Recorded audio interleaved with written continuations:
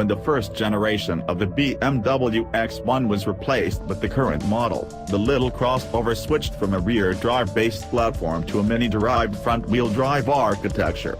It also dropped the previously available inline-six engine and was styled more conservatively, with a decidedly mainstream and conventionally proportioned shape. The revised X1 has been a success and is currently among our 10 best trucks and SUVs winners, but BMW seemingly recognizes its lack of zest. Enter the new, and mechanically similar, X2, internally called F39. It's a sporty subcompact crossover that is far more visually extroverted and that is slated for a US market launch in the spring of next year. The X2 features a long hood, a steeply raked windshield, a sleek greenhouse, and an aggressively styled rear end with horizontal taillights. It's not just an X1 with a more steeply raked backlight but a distinctive design all its own. The pentagonal kidney grilles usher in a new design for Munich, and one of our favorite elements is the location of the BMW roundels on the C-pillar, which echo legendary BMW models such as the 3200 CS, the 2000 CS, and the iconic E9 Coupe, 2500 CS, 2.8 CS, 3.0 CS, and 3.0 CSL. It's a strong design cue that shouldn't be restricted to the X2, where the logos look right. The bold appearance can be enhanced by the optional M Sport X package, shown here on the yellow car.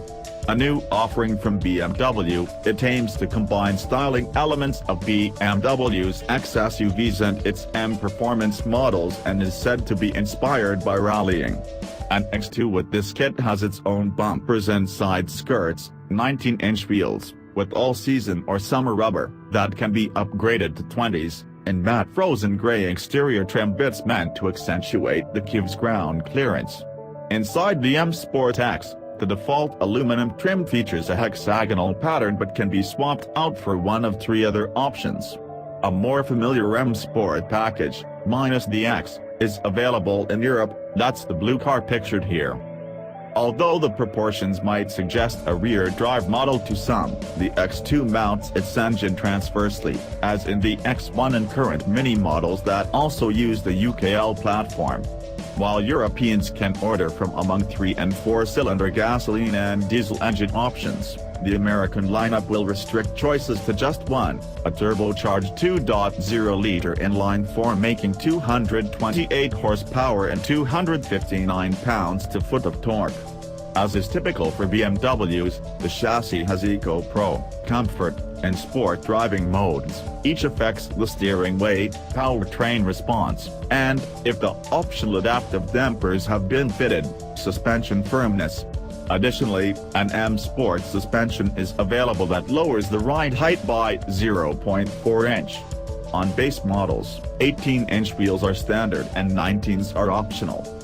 All-wheel drive and hill descent control will be standard.